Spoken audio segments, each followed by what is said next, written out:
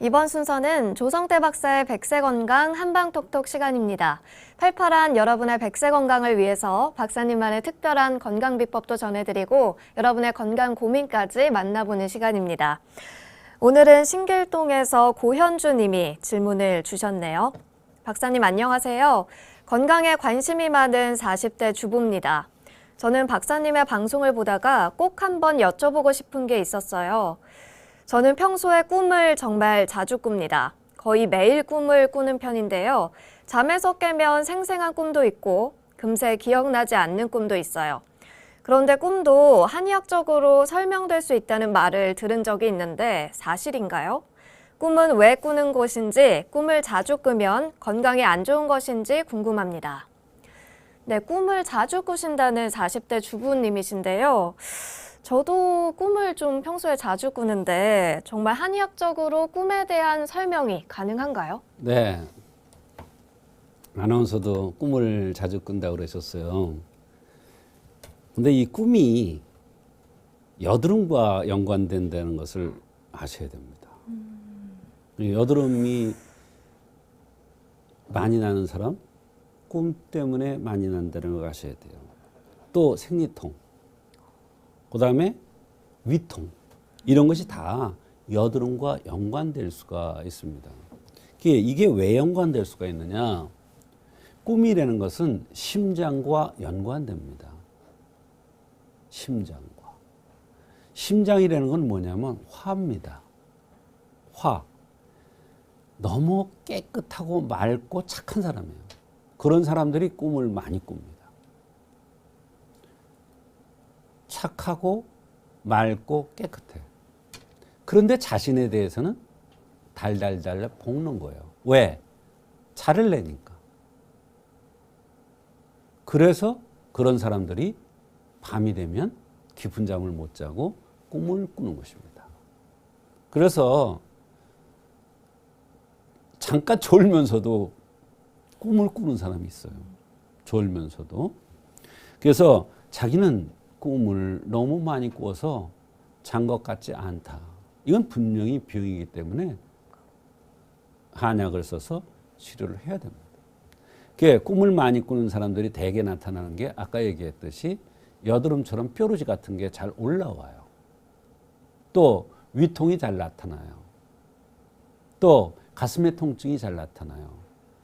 가슴이 불안하고 가슴이 뛰는 이런 현상들이 잘 나타날 수가 있고 생각이 많습니다. 생각이 꼬리를 물어요.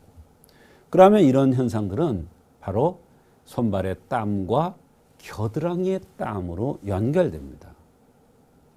이게 바로 냉에 연관되고 하열과 연관될 수가 있습니다.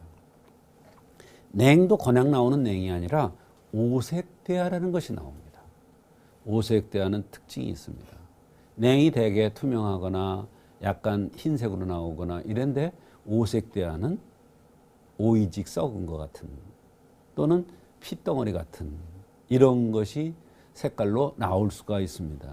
이거를 오색대야라고 그러는데 대개 이런 사람들이 하열, 생리가 아닐 때 하열도 많이 하고 오색대야도 잘 나타나고 혓바늘이 돋는 경우도 많이 있습니다. 그래서 이 심장의 화에 의해서 또는 심기가 호에서 나타내는 이 꿈은 반드시 치료돼야 되고 여러 가지 불편한 증상들이 있더라도 이 꿈을 위주로 치료해주면 얼마든지 한의학적으로 치료가 가능합니다. 그래서 꿈은 한의학에서 여러 가지 호소하는 그러한 증상들을 없애주기 위해서 그 원인을 찾기 위해서 한의학에는 꿈을 위주로 해서 치료하는데 그래서 한의학에 가면 의사의 어떤 문에 가면 나오냐 몽이라는 데 있어요. 몽이라는 그런 문에 가면 이 꿈에 대한 얘기가 나오는데요. 거기에 심기가 허하면 바로 이끼 안신탕 또는 사려고 하다가 심하면 귀비탕 또는 무슨 일이든지 하려고 그러면 긴장을 많이 하면 자음거미탕 이런 약들로서 심장 기운을 좋게 해주면 꿈꾸는 것도 훨씬 덜하고 꿈을 꾸더라도 깊은 잠을 자고 아침에 개운할 수가 있어요. 우리가 잠을 잘 때 꿈을 좀 덜 꾸려면 어떻게 자는 게 건강한 잠이냐. 이게 또 중요합니다. 새우잠이에요.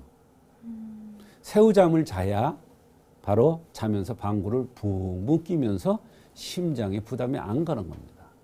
마른 사람은 좀 괜찮아요. 똑바로 자도.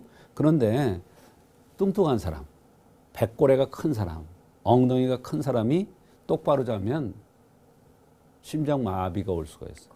방구가 안 나가니까. 예, 항문이 막혀가지고.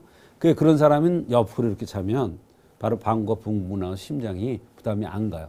그렇게 되면 꿈도 확실히 덜 꾸어집니다. 그래서 꿈은 한의학에서는 정말 중요한 포인트가 되고 꿈을 꾸는 것은 심장과 연관돼서 나타난다는 것을 말씀드립니다. 이렇게 꿈이 많은 사람들은 평소에 집신법이라고 해서 치아를 마주치는 방법을 시행하는 게 좋은데 나에 맞는 방향으로 앉아서 하면 가장 좋습니다. 예를 들면 음력으로 5월생이면 정남향으로 앉아서 해야 됩니다. 음력으로 11월생이면 정북향을 보고 앉아서 집신법을 해야 됩니다. 음력으로 8월생이면 서향을 보고 앉아서 해야 됩니다. 음력으로 2월생이면 동쪽을 보고 앉아서 해야 됩니다. 어떻게 하느냐? 정자를 하고 앉아서 치아를 마주치는 겁니다.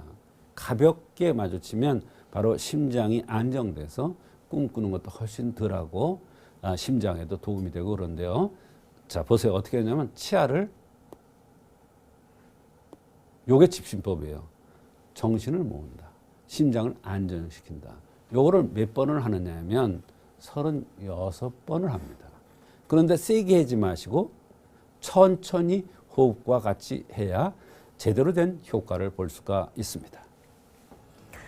네, 오늘 사연 보내주신 고현주님, 네, 꿈 덜 꾸시길 바라겠습니다. 오늘도 좋은 말씀 나눠주신 조성태 박사님 고맙습니다.